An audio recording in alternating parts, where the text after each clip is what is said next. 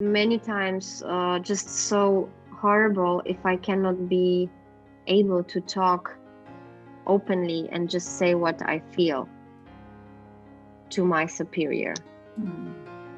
That's, I think, is something that is important to me, because if someone is able to do it, then can be honest, then I really can see the problem without any covering up, or like going around the thing, and I don't know, I find it's just like, if you're honest, it's also easier to be also honest. And especially, and if you feel also, if a person is kind of like afraid to say and it's going a little bit like super careful, then you also kind of start to become like you don't know how to approach or how to deal with that. Welcome to Point to Rise, your podcast that gives you permission to dream big, take messy action, and turn your talent into profit while turning your back on perfection. My name is Susanne Puerschel, high performance and mindset coach, former international ballerina, profitable entrepreneur, and founder of Point to Rise, a movement designed to empower dancers. It is my mission to use my own story as an inspiration for today's generation of dancers. And now sit back, stretch, warm up, or sip your coffee and love learning how much it matters to point at yourself first to rise to all that you are capable of.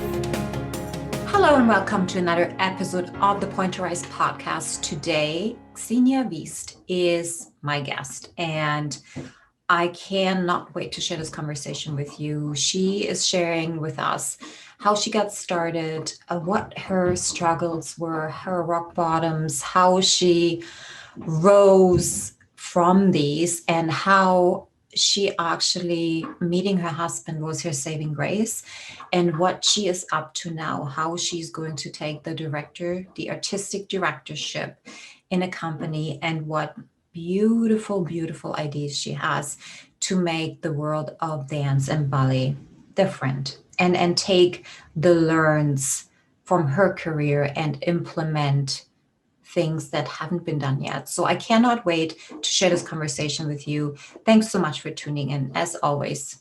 So thank you for being here, my love. Yes, thank you. I'm really happy to be part of it. Oh, wonderful.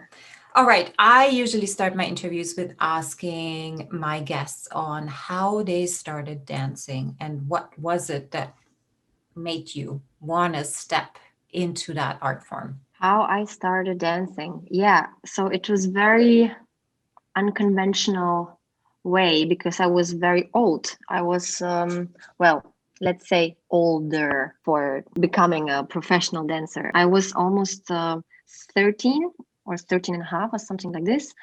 And actually, I'm coming from a family of musicians. My papa is a jazz drummer, and my mom, she's violin teacher. And me, I was playing the concert flute, and I was singing in a choir. We came from Moscow to Germany, and basically music was my air. And I just always liked to dance in general, like not specific jazz dance or whatever, just dancing. And I decided why not to go to dance school. So I started like a little bit hip hop, jazz dance, and then my teacher, she told me, well, Xenia, you have such a nice neck, and also you have nice arms, but maybe it would be great for you, to do some classical ballet. Like this, you can be even better, and you can grow more. And I was like, oh my God, I hate classical ballet. It's like it's like so cheesy, and all these girls and like pink tutus. I really hated it. Like I really didn't like it, because when I was in Russia, my mom, she sent me. It's usually in Russia, everyone goes to ballet. So mom, she took me. Yeah, it's kind of like a thing. And then my mom took me to this ballet classes, and I had to put this tutu on, and I literally hated it. We went out, and I was like, Mom, I never go back to this. It's like so like I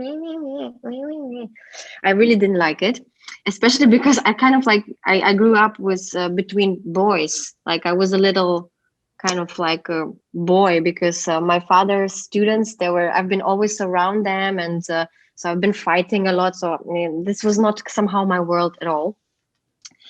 And my teacher told me take these ballet classes, and I was like really against that.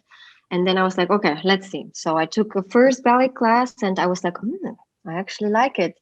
And I kind of I really like this hard work and this dedication, and that everyone was so concentrated, and the teacher was demanding, and maybe it's crazy, but somehow I really liked it. So yeah, I fall in love with dance, especially like I started to fall in love with the classical dance, and then slowly, bit by bit, I dropped my choir, I dropped my concert flute, and then I kept going to this jazz dance and classical classes like 3 times a week, 4 times a week, and so on, so on. And then I said to my parents, like, listen, maybe I can be professional dancer. And of course, in Russia, you don't become professional dancer with 13 years old.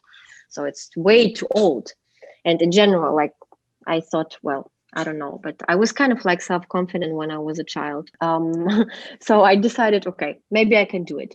And my parents, they were like, yeah, not really happy about it, but they said, okay, we try. Maybe the reality will show her if she can or if she can't be a professional dancer. So I stopped jazz classes and I went to a private school to have like classical education. And my first teacher, and kind of like my second mom until these days, her name is Marie-Françoise Géry. She was a dancer in Paris Opera, and then she moved to Germany, and a great teacher. So she kind of took me in, and the first thing that she said when I came with like this idea of, oh, I would like to be a professional dancer, she was like, oh my God, you're too old, you're too bad. I don't think it's gonna work, And then I was like, I think, I'm gonna prove this lady wrong. So, and I started really like to work a lot and dedicate all my free time to this classical ballet. And at some point, like after 3 months, she told me, you know what, we're gonna try it. It's not gonna be easy. You have to learn so much. You're really bad because you have to have this knowledge, and you have to learn this and that. And I was pretty overwhelmed, but I took this challenge, and I've been 2 years in this private school, and then we started to audition for professional schools in Germany.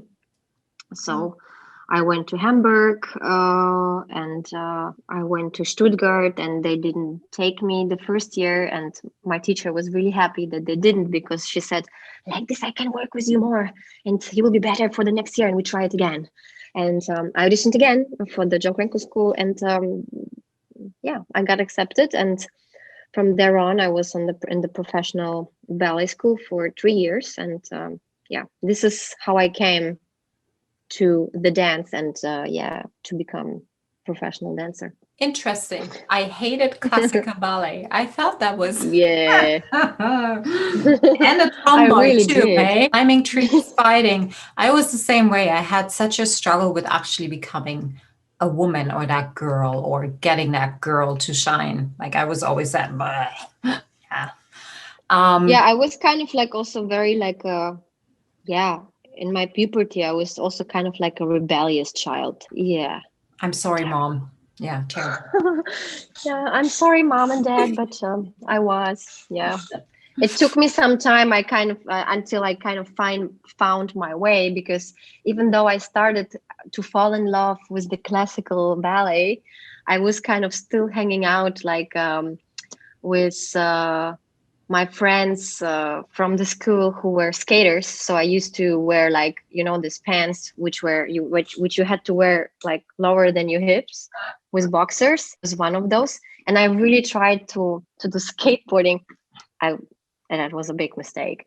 I was a failure. It didn't work. But so everyone, like, I don't know, it was such a contrast. Like Yeah. In my afternoon, I was like with my friends trying to learn how to drive skateboard with this hoodies and stuff like this. And then in the evening, I was having my bun, and I was being a ballerina, or I tried to be. So Mm, yeah, but it was me.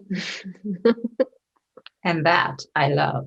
Yeah, that's so important. Um, okay. So you were what, 16 when you joined John Grenko? 14, Yes, yeah, 16? yeah. I was 16. Yes, exactly. I was Okay. 16. Can we talk about that experience a little bit? Because I know from my own experience, I have not yet unearthed all the things that I actually left scars in my Mm, soul about my 8 years in a professional ballet school. And I feel like the more and more we talk about it, the more we actually help each other to, yeah, to heal, you know? Because it brings Yeah. up memories, it brings up more and more things that I found so many things that I learned in the school actually helped me back in my professional career, which, sounds paradox, but that really is what happened. So tell me, how was that experience? Like, what have Yeah. you learned so far? I think I learned a lot of, I would say, positive and negative things. And especially also that nowadays, or let's say last year, all this kind of sensitive subjects are coming up in the dance world. Um, it's looking back to this time. I'm also thinking, wow, but so many things just were so normal, and it was fine, like to have this super hard discipline, like which for me or for us, it was normal, but maybe nowadays this would not be normal anymore. But by this time, at this age, you didn't know any better, let's say, and I I don't think think we still know better, quite honestly. If I look at what's really maybe. going on, and if we're looking at the scandals, I'm putting my hands into hyphens that are, bubbling up to the surface. If I look at how companies are run and how they're treating their dancers at the moment with COVID, etc., I don't think we actually have learned yet. I don't think we have quite stepped into the 21st century yet. I don't think we're asking the right questions. You may Hmm. for your new company, you're doing it. Mm, But for mm-hmm. people that are in the position that it's working just perfectly at the moment, I mean, I even can like understand it's comfortable. We as human beings are not with any cause really pushing ourselves outside of our comfort zone.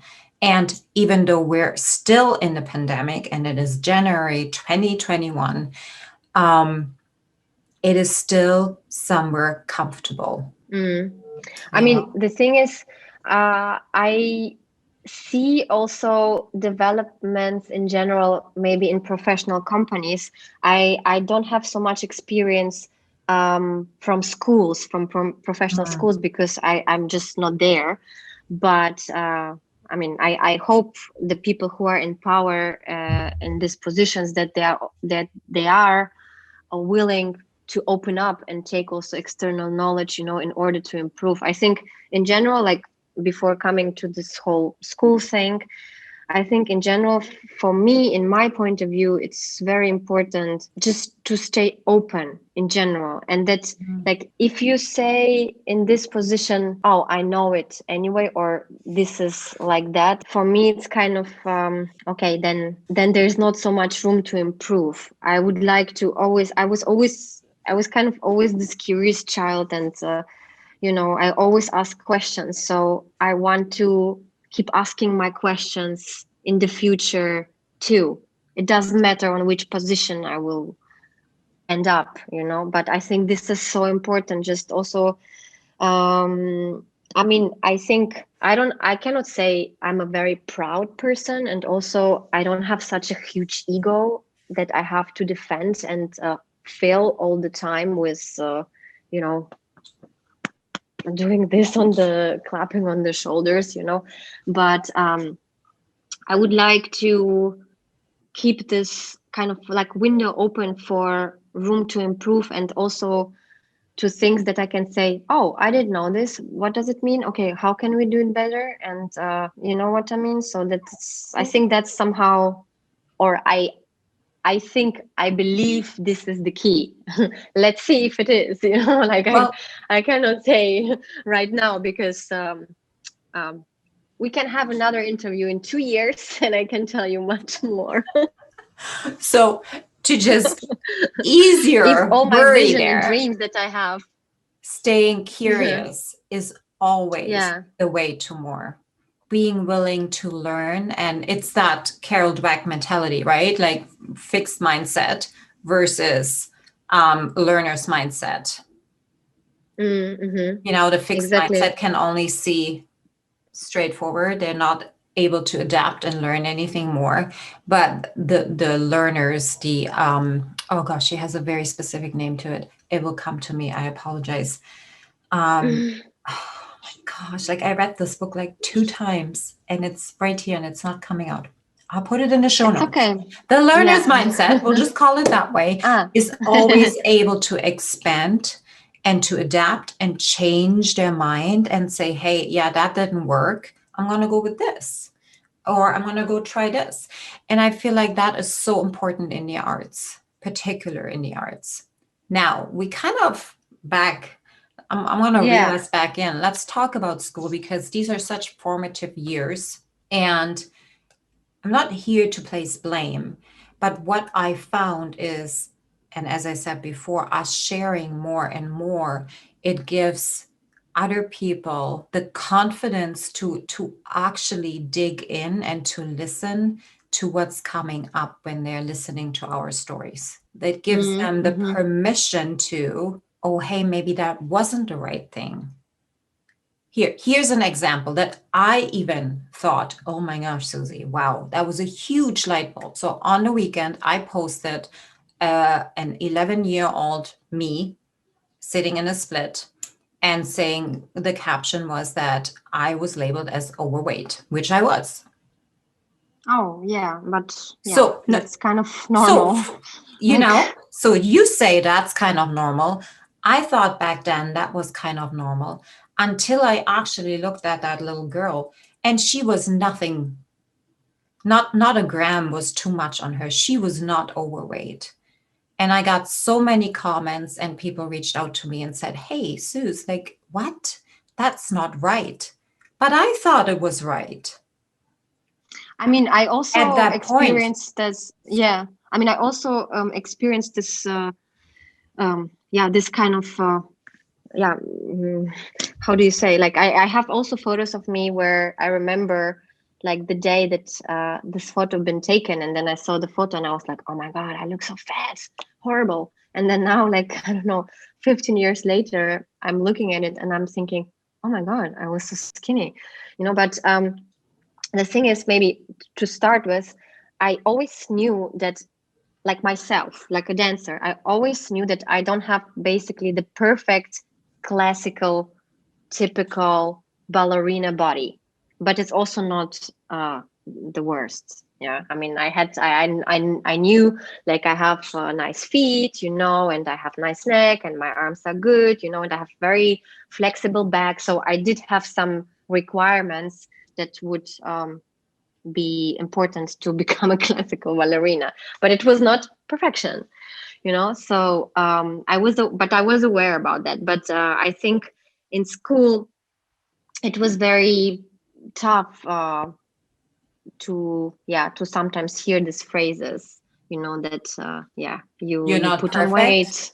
Yeah, you're not perfect, you put on weight, you have to lose weight. And according to that, because you're so young, and now comes the very important point that I think all the schools should have, or I think it's very important to start in the school with some sports psychology or mental coaching, because this is just so essential. Yeah, There would it come a is beep very now. essential. Yeah, I just said a very bad word. that's okay. It's not bad. It's just driving it in. Yes, it's completely But it's asking for it, you know? well, it is asking for it. And quite honestly, if we look at athletes, right, they have this kind of coaching. I don't know how many coaches they have, but they have for everything that is out there. They have a coach that specializes into one aspect of their life or their ability or their training. And when we look at dancers, they have a coach in the studio that tells them how to eat, how to behave, how to perhaps think without being an expert, without actually looking back at their career and like analyzing it and saying what worked, what didn't work. It's just being regurgitated and spoken again without taking it into the times that we're in. There is so much research out there already now from so many people that are, doctors and like experts, Birds. psychologists, or even people that have done the work, because right now, you can find everything on Google.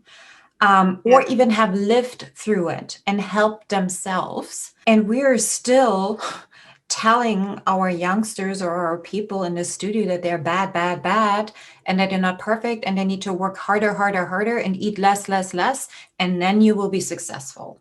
And that is the mentality of the 70s and 80s, but Yeah, not of it's 2021. And I no, feel no, like, it's definitely not. right? And that, changing that and changing the belief in every single person that is getting into, like, who wants to dance, that understanding that things don't have to be done this way. Like, hang on, I have to share this. This was so good yesterday. There are so many options between black and white. Explore the gray, because growth is in between your two obvious options. Yeah, makes sense. Right? There is so much Absolutely. more between not becoming a dancer and becoming a dancer. There is not a straight line. There are so many offsprings. There is so many other things you can do, not to fill your plate more, but to become more versatile, to become, yeah, to have more arms and legs that you can stand on. It's like a Yeah. business that is building income streams. You don't just have one. You're not just running on one highway. You have five or six or seven or eight. And I find that with dancers, us having the ability to have more resources that we can like count on when our body physically is tired, like how can we then use our mind or meditation or affirmation or just getting into the flow state in Mm. order to perform on a Yeah, high yeah. level that is, maybe it's not 110%, but maybe it is 80, but it still is being presented with joy and love versus the good old, oh, I have to. And fear, maybe, Fear, which, yes, yeah. fear and But shame. absolutely. But I absolutely agree with that, that I think there's just so much external knowledge which could be just applied in order to improve. I just think also maybe people are in general scared for the new, because they want to protect what they have, Mm, but I think if you have the experts or the right tools in order to grow and to improve your students or your dancers, this is only can benefit for the whole company. I'm right now, I'm still not on this position, so right now I just can talk about my wishes, or more about my personal experience like a dancer, which I collected over the years, and especially also about my time in school. But if I think about that, for the time that I've been in the school, we would have someone who would tell me how can I deal with stress, or how can I lose weight without having bulimia, or like I don't know, without just eating a peanut a day, but actually have a good nutrition, And the thing is, it's all possible. It's all possible. It's just yeah, you just get a nutritionist. I mean, I don't say not anybody has it, but in my times, we didn't have it. And I think it would just, for example, I was definitely my self-confidence after graduating, it was very much on a low. So I it took me at least 2 3 years until I developed my self-confidence in general. And then I met my husband at some point, and he's sports psychologist, so he basically helped me with everything, and I started again to believe in myself. And yeah, so, but this work could have been done already in school, and I think that would be so great if leaders and directors who are in school would implement this, or implement this more, the ones who have it. So yeah. And I truly believe, like, what is coming in for me for over the past 2 weeks and having these conversations literally every single day, that we are comfortable. And I'm putting this out here without a label. We are literally comfortable in the world of dance and ballet because it has been working for a certain amount of time. And the inability to stay curious, to wanting to learn, and to make it perhaps better or different, so that we don't have to worry when the next donation is coming in, or we don't have to worry about our dancers getting injured because they're so tuckered out because they have to work 12 hours a day. If we were to ask different questions, if we were to look at the gray in the between, not our two obvious options, because there are a million options in between, I think we would easily and very quickly make such a huge amount of progress that we wouldn't even know what to do with all the people that want to come to see us, theater or not. Yeah, The that's money, the possible. success will always follow the love.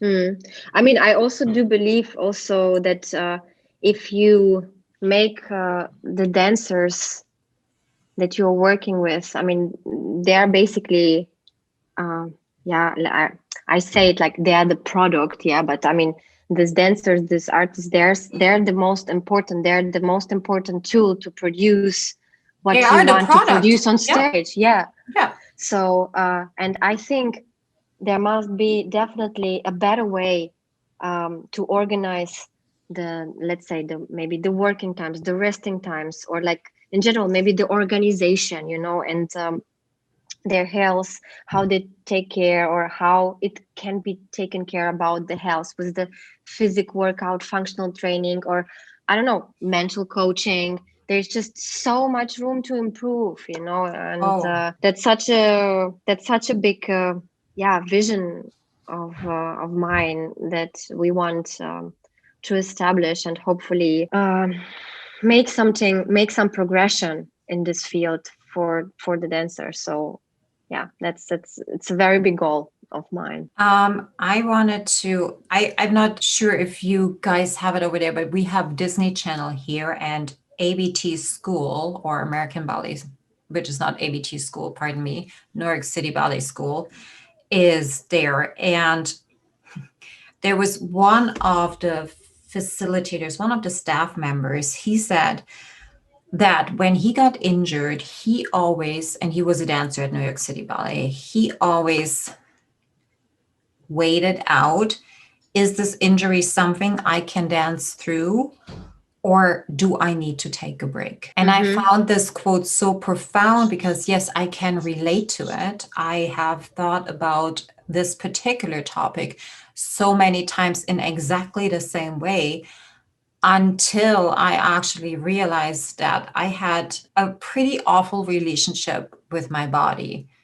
I always wanted my body to just function Yeah, without I giving it think anything. I mean, without giving it any break. I completely relate to that, because speaking from my personal point of view, but also knowing so many of my friends and colleagues that I was working over the past 17 years with, I think we're always used to push until the last beep limit, in order like to execute and to deliver and to perform, because the truth is the career of a dancer is short, so you don't want to lose not 1 minute that you can regret, or you would say, oh my god, if I will write myself sick, or I will miss this opportunity to dance this or to dance that.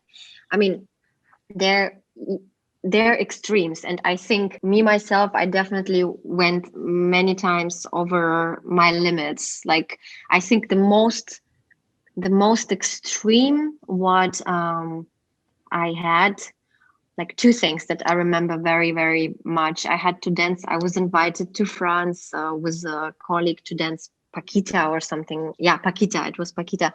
And we rehearsed so much. So basically, 2 weeks before, I had a fracture in my bunion, or like in my foot.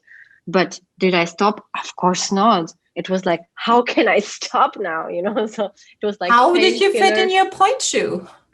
I did somehow. I was cutting also a little bit inside the shoe, and then my husband, he would like massage, or we would do some magic, like Yeah. all possible stuff. I used my magnets, then I used this cream, like everything. So of course I didn't stop. So I was dancing on a fracture. And this is, for example, one extreme. And another extreme, I really, in my whole career, I almost never, when it was not that I was almost dying, missed a show. I was always very, very responsible. I hated to be sick. And if I would have a cold, obviously, now it's not possible, no, or like you would not do it with the whole situation. But before, people would come. I also came when I was having a little cold. That was not a big deal. But I remember, like, in the past 4 years, we had in Staatsballett every year Swan Lake, like 14, 15, 16, 17 shows. And even if I would have a flu, I also would go on and dance all the 4 acts.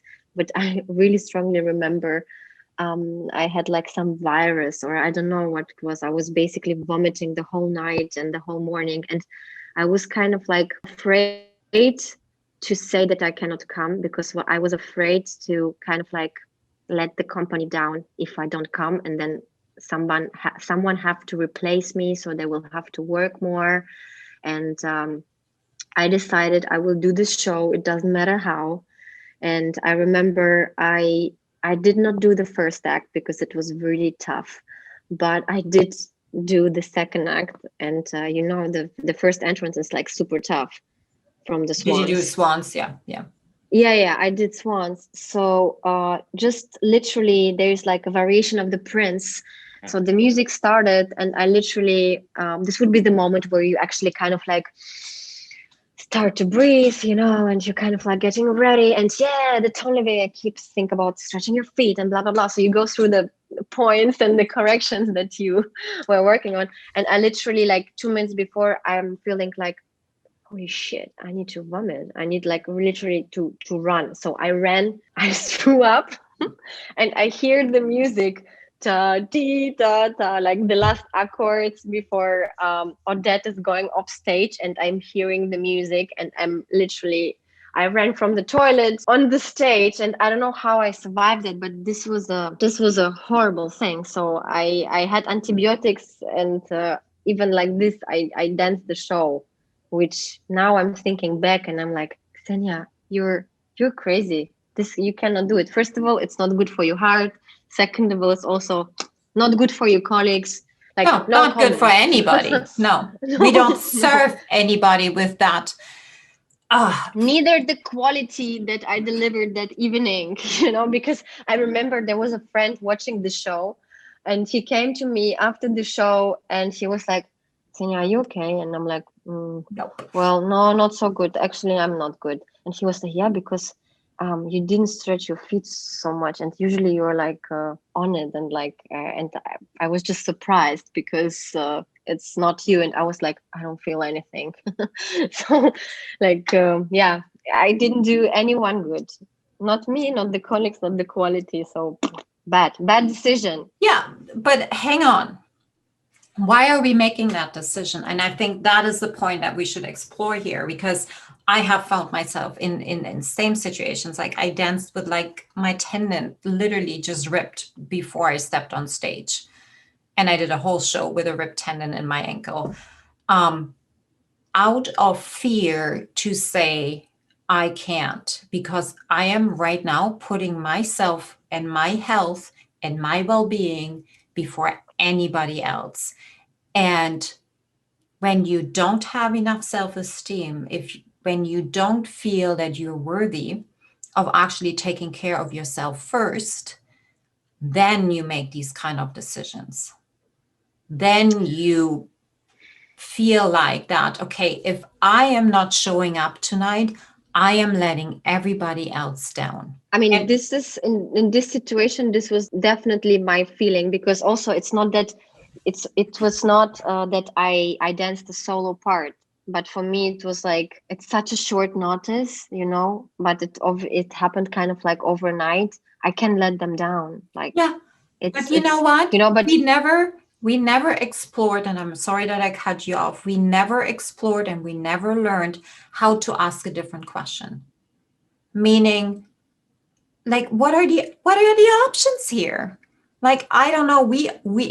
We had so many times somebody goes sick overnight. So then in the morning after class, between like 11:45 and 1 o'clock, we would just rearrange the core. We would like take two out if we didn't have an understudy, or it is, how do we look at it? Like with you being sick, could it also have been with me being sick? Could it also have been, could we give an understudy a chance to actually go on stage and feel like what it is? yeah, I guess No. in this, I mean, I guess particular in this situation, I'm sure the ballet master would not have a problem even like to do so, because I had the reputation to be very like Yeah. responsible in general. So this would not have been a problem. I think in this particular situation, that was more my problem, that I could not let go, and I Right. had also other colleagues who were much more, no, I'm sick or I have pain, I won't do it. Boom, fine. But in my situation, it was not like that. And also, I remember, for example, we've been on tour in Torino. I think it was Nacho, and a dancer got sick, and I got the opportunity, let's say, to jump in a very nice part that I always had dreamed to dance, but I had like a small injury. Basically, it was actually the same foot even, that I had this fracture before. So I guess it kind of like started like maybe to come back or whatever, because also with the stress and a lot of work, we had many shows also in this tour, and I got basically this opportunity, and I was so happy to have this opportunity, and I didn't want to let it go. So again, I went over my limits in order to be able to perform this. So it's, yeah, I mean, some people would say, well, selber schuld, like, Which means which that's on means you. It's it's your fault. it's your beep fault, so and absolutely right. But my mentality, or like the way of thinking, like many dancers think this way, especially in like these big companies, that if you're not taking this chance right now, it will disappear, and for this you have to make some sacrifices. I mean, this is now one extreme, like I'm sure it's possible to find some balance, because uh there are also probably people who say much more often, oh, I'm getting sick, or like I'm injured, or like, I don't know, maybe because they don't really feel like, or I'm not coming in today, or whatever. But this is another extreme, but if we speak about limits of pain or injuries, ballet dancers and there are very numb. Most of the people, let's say. There's so much. Okay, that's when we talked earlier around like diversifying the tools that a dancer actually has or receives during their training and can like develop during their career. I think that so you can actually help yourself healing through like visualization, etc. You can help yourself minimize pain or the amount of pain that you're feeling by certain breathing techniques, etc., and visualization.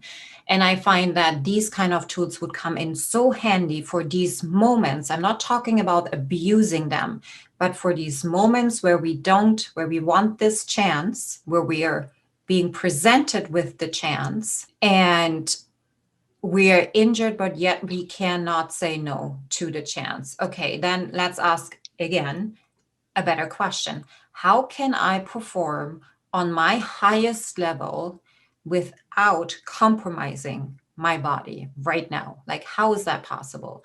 And there's so many tools out there that you can use for these moments that will carry you through, that where you can 100% rely on your body without fearing that you're going to break or that you're going to experience pain that will inhibit your ability to perform and to actually find joy on stage.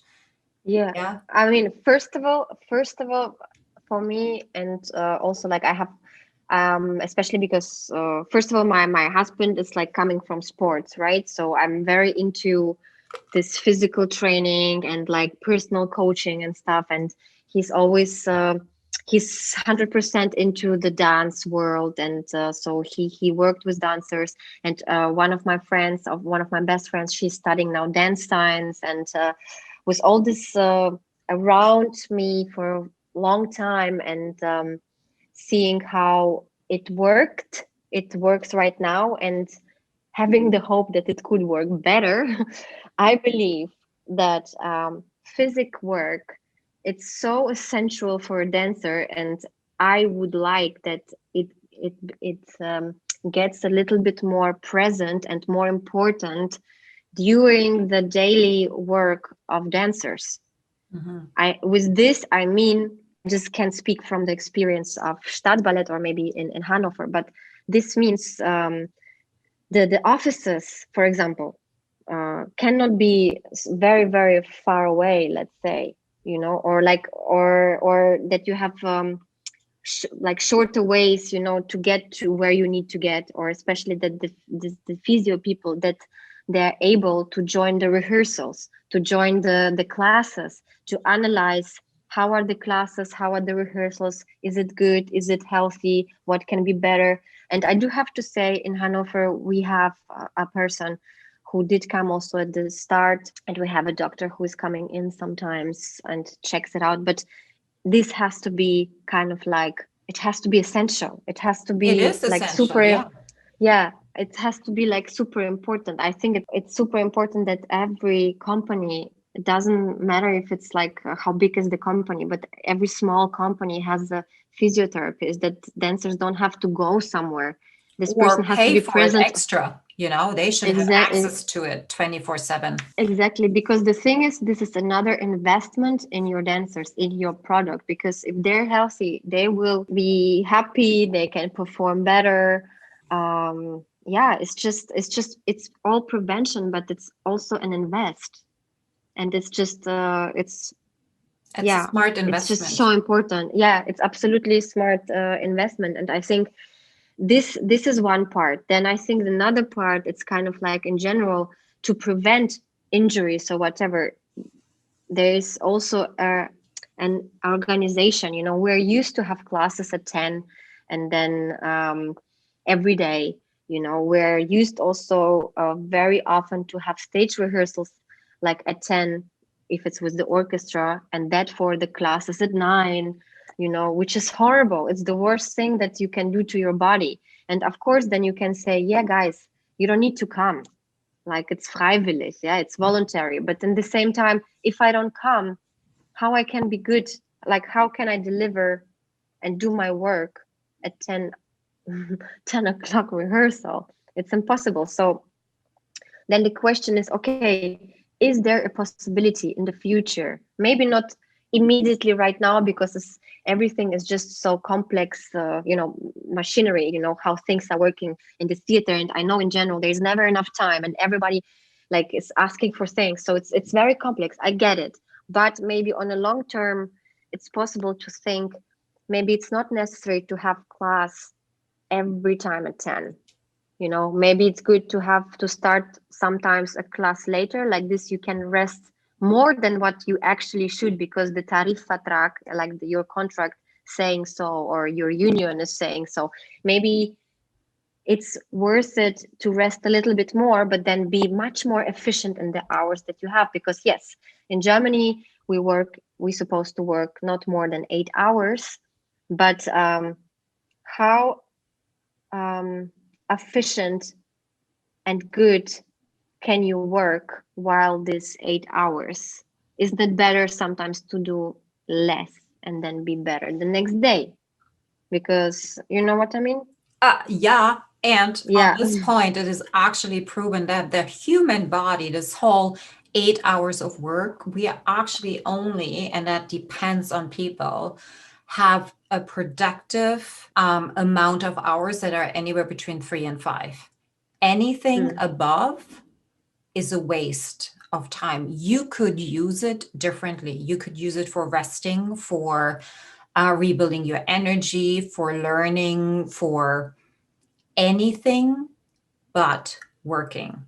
Like if you look at your normal 9 to 5 people, and I'm putting dancers into that factor as well, because particularly in Europe, you have your contracts, you start at 10 until 2, 6 till 9, that's what it is. It is very organized and it is there to protect. And I get it.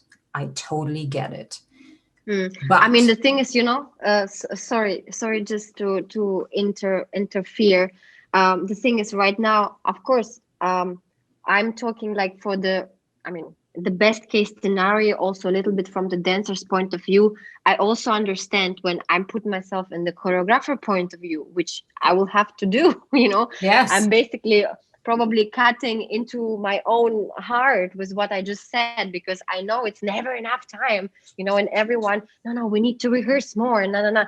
So maybe it's still possible, because I don't have maybe to have every day the classical training, because maybe it's good to have like the classical training, and once a week we have, like, I don't know, floor bar or the functional training with the physic coach or personal coach, and like things like this. So there's so many things to improve, or which can be done better. I want I to put think. something in here, another nugget. And I heard this over and over and over from you. There is never enough time. Like if we're in the theater, if we're the choreographer, if we're even the dancers, we have that feeling there is not enough time.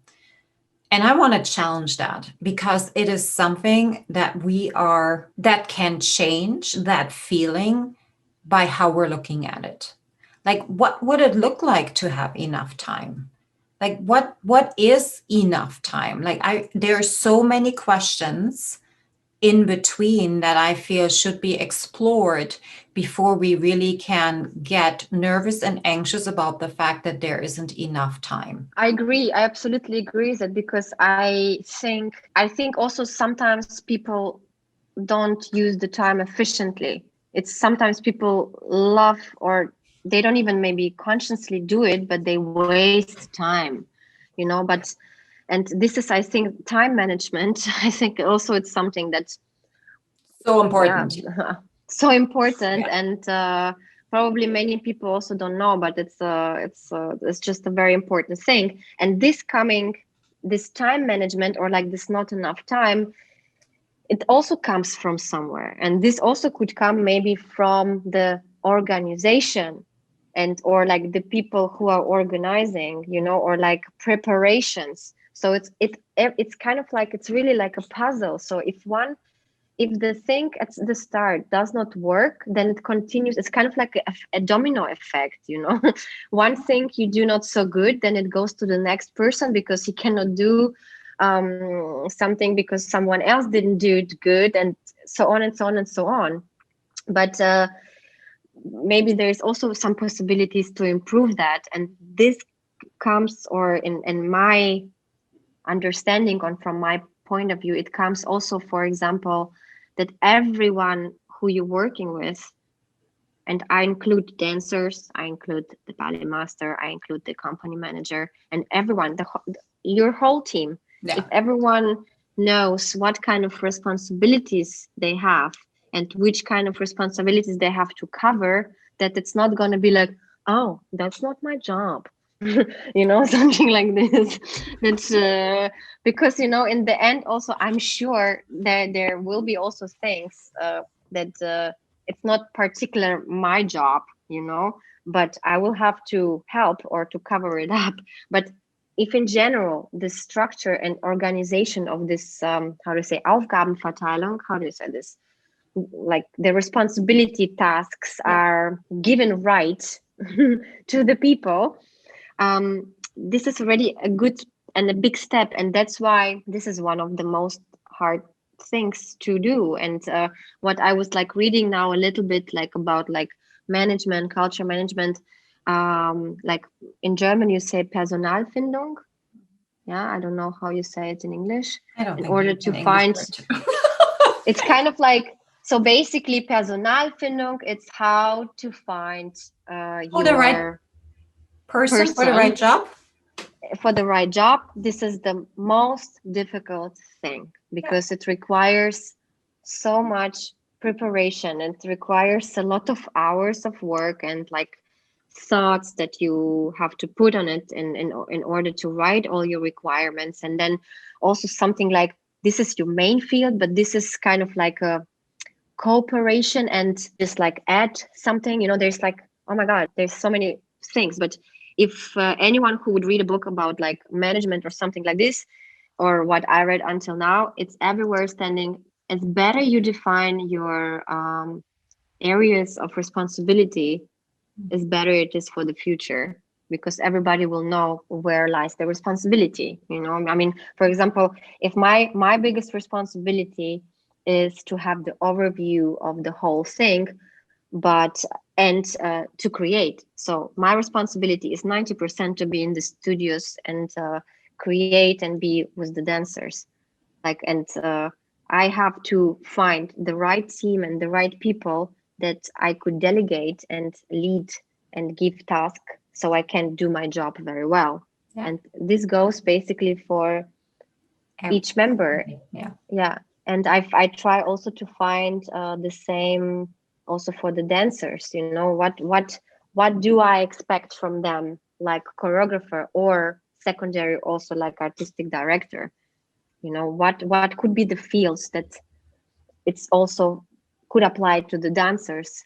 And obviously their main area is 90% dancing, but maybe there's more fields to be covered, like to also be involved in the creative process, or like to think about concepts, you know, or like to have a teamwork and I don't know, artistic development, or one certain idea, name it. There can be thousands of things that people can be more challenged, or dancers could be more challenged, except doing like Batman on you know. And on that point, it is so important to have a vision, you know, for everybody. Like, what is your company's vision? What do you want to reach? What do you want to do? Why are you here? That is so important, and that will really assist with everybody like carrying their weight when they know what they're actually working towards. Second, I wanted absolutely. to mention is the so Chris Harder, I am in a mastermind with her. He's been my coach for 3 years now, and he has been able to build like explicitly, how do you say that? Great teams that support him in everything and anything. Okay. And what he's been talking about, I remember him last year saying it is not only about the right people, but it's also about the right chairs. So the right chairs are your right positions that are really needed for your organization, for the business that you're running to push it forward towards your vision. And then you'll find the right people for the right chairs, you know? And having that analogy in my head has helped me personally in building teams for quite some time now. I may have had the right chairs, but I didn't have the right people on the right chairs at times. And Makes just, sense. Yes. yeah, having that is oh, that was really helpful for me. And then I wanted to add the dancers. Yes, actually them knowing what they're responsible for, meaning, okay, it is not only your job to show up at 10 o'clock in class and train and keep yourself in shape, etc., etc., but you're here for a bigger picture. You're here because this is our vision. This is what we want to create. This is what I we mean, accept. at least for me, or at Yeah, least for no, us. but I think I that's it. mean, That's so important. And I'm so glad. And this is why we're talking. This is why we're having this conversation to share that you actually know now through your experience as a dancer how important that is for yourself and for the success that you want to see in the company that you're taking over in September or August. yeah, I mean, absolutely. I think in general, also just to coming back to this point that you mentioned before, and I think we spoke about this the first time that we met actually, the big why, the Yes. big Oh, why, these three letters, and what's the dude's name that we like so Simon much? Sinek. Yes. Yes. So everyone who is listening or who's gonna listen to this podcast, check him out. Oh, yeah, Check you do. him out. And he Exactly. And loves dance too, actually. He is a big, big supporter and lover of ballet and dance. maybe, I mean, think big or don't think at all. My next idea would be like, maybe we should reach out to him Mhm. for for whatever networking or something like this. No, but I think, yeah, this three letters, this big why. When I checked him out, basically, I was also so inspired. It's just so true. I think I need to put this why in my studio, like in a big graffiti or something like that. Why, so that everyone can see and always have it in front of their minds, like I include myself in this, why we're here and why we're doing that, so because I just think it's so important and it's so essential. It's yeah, and especially, like, remember I told you I have like this amazing woman who is a business consultant. She's absolutely not coming from ballet background, but she is so inspiring. Like each time that she's posting some stuff on Instagram, I'm like like literally sponging it in Who whatever is she has to she? say. Her name is Delphine Mousson. I think I told you about. She was actually the one who told me about this Y guy from Apple, and yeah, she's just someone who is interested in contributing to the art and to the dance world. And I'm someone, or we are someone, I consider me and like my team and me, who are interested in getting to know more external knowledge and maybe from the business and apply it a little bit to the, yeah, to the theaters, to this institution and to this art form, because we only can get better, and I Yeah. think it's just such a great help. And just in general, how to approach things, how to see things, and yeah, being being curious, staying curious, and yeah, of course, I mean, like a dancer, I was always curious. I liked to be versatile and dance many different styles. I know it's not everyone is the same, everyone is different. as and I totally understand it, as a young artistic leader or a director. I'm definitely, my wish would be also to have my team and the dancers who will be in this team, that they all are inspired and passionate about what they do, and that they all have something to contribute. And that it's not just something about me, and that it's something a little bit bigger picture, that it's that we're all somehow trying to achieve something bigger than what am I going to dance in the next show, because I of course, I'm sure I will face basically maybe the routine or the reality, which probably will not be always positive or just positive. And but I would like to take it to the next level of improving the communication, and to have feedbacks, and just stay open, and like be able to talk about problems, and be able to confront each other, if something is not working right, because this is how we will grow. This is the only way to grow. Having a growth mindset. There we go. Not a fixed mindset, but a growth mindset, and understanding that growing means that we're shedding all layers of us, and that sometimes hurts, because it is in us as human beings, it is hard to step into uncertainty, to let go of something, which, by the way, hasn't even served us for a long time, yet it is hard for us to let go of. And understanding that the room, the space you're creating is a safe place to do so. And I think that is the most important thing, to be vulnerable in, and to, let them be them without fear of not being good enough in who they are. Yeah, exactly. Like this is exactly what you say. It's so right. Like without this fear to be good enough, like this, you can basically bloom or bring the best out of you. But in the same time, of course, um, to still be able, like, I don't know how to put it in words. Like in order to deliver things, of course, there are like some frames, or some rules that we all have to follow in order to be professional, let's say. But within these frames, you still have a possibility to be basically free, and it's just like I felt it many times, just so horrible if I cannot be able to talk openly and just say what I feel to my superior.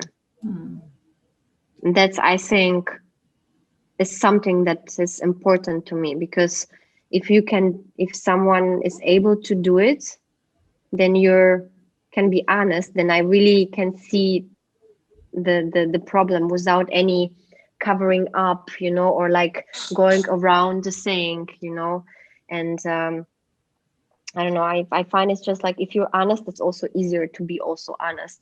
And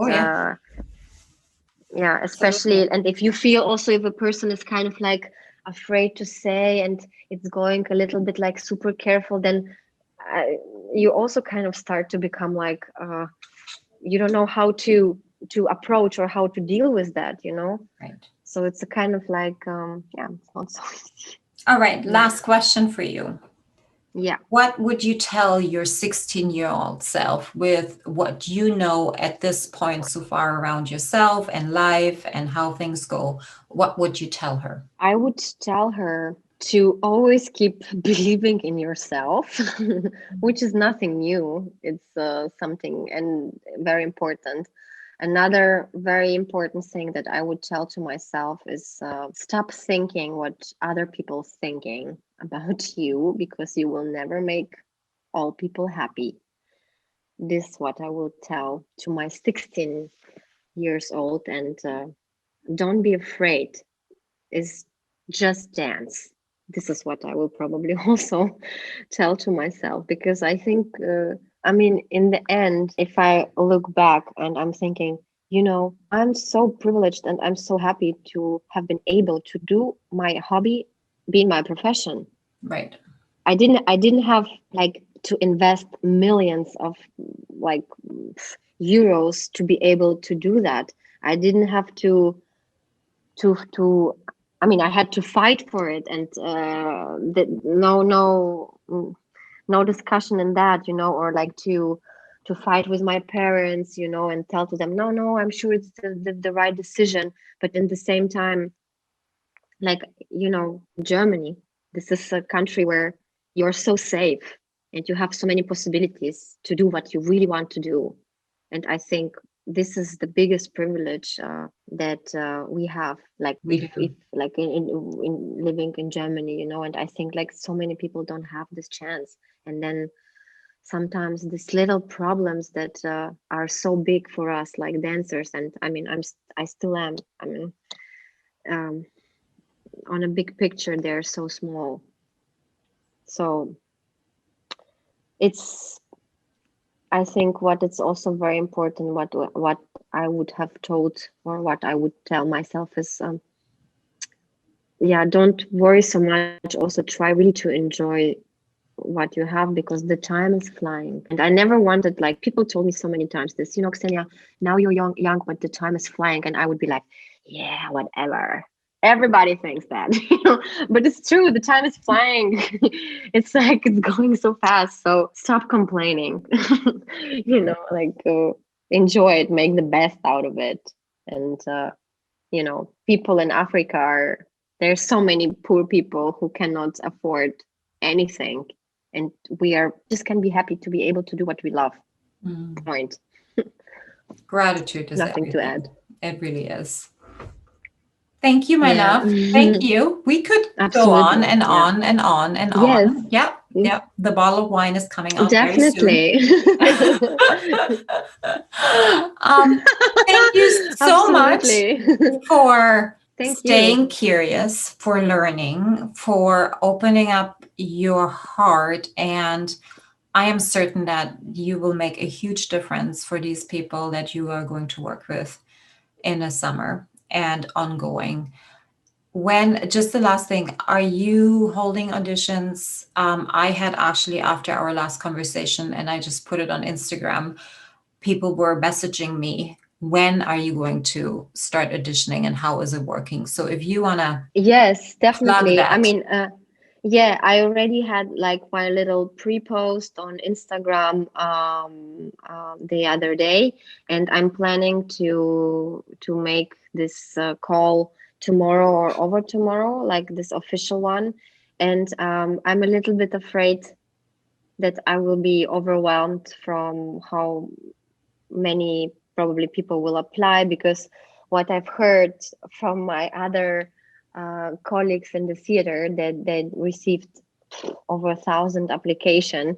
I mean, honestly, I really hope I will not receive over 1,000, because I will not sleep for the next 2 weeks because I will want to see everyone and every application in order to take the best decision. But yeah, let's see. It's gonna be out this week. You're very happy. Like, I would be happy if you share it. Yeah, You're I really will. welcome to share it. And Because when this yes, podcast is launching, you already had your, so don't apply because most likely she's already going to be booked. However, I'm more than happy if you want to just send it to me, I'll share it gladly on every platform that I have. yeah. I mean, And we will have also like a trailer in general for this company. So what we will be working on in the next months is in general just to spread the word. That this beautiful city in the north is existing, and we need audience to come and see us, and just support us. And yeah, we would like to create interest, and that people really come and visit us and see the shows and see how we work. And yeah, just to spread the word in general, that we are new and we are existing, and we are very ambitious, and we will try to make all the best, what's possible to improve and put great shows on stage. And yeah. Here's a nugget that I heard a few months ago. It's not about building an audience. It's about building a community. Or this. Yes. I know we're using that term audience so much in the arts world because they're sitting there, they're taking it in. The step up though from it, because it is not only anymore, and what you're building is not only people just coming and watching. You want to build something bigger, something interactive, something that not only the rich and privileged can go to. That is for everybody, and everybody functions in a community. Like we're just in tribes, we're people, we're humans, we just have that still in us. We need people around us. Yes, absolutely. The beauty. We need people around us. Yes, yeah. We need. Yeah. Well, yeah. We want. We need and we want. Exactly. Okay. Yes. I think this, on top of everybody's interview I've had, is definitely the longest, an hour and 15 minutes. Okay. Thank you so much for being here today. You're welcome. Yes, thank you. So grateful. Same. All right, guys. Thank you so much. Thank you. Yes. Thank you so much for listening. If this message resonates with you, please pass it on to someone who needs to hear this right now. And if you like what you've heard, your feedback will go a very long way. If you just take 30 seconds and leave me a 5-star review, that would mean the world to me. Till next time, point at yourself to rise to all that you are capable of.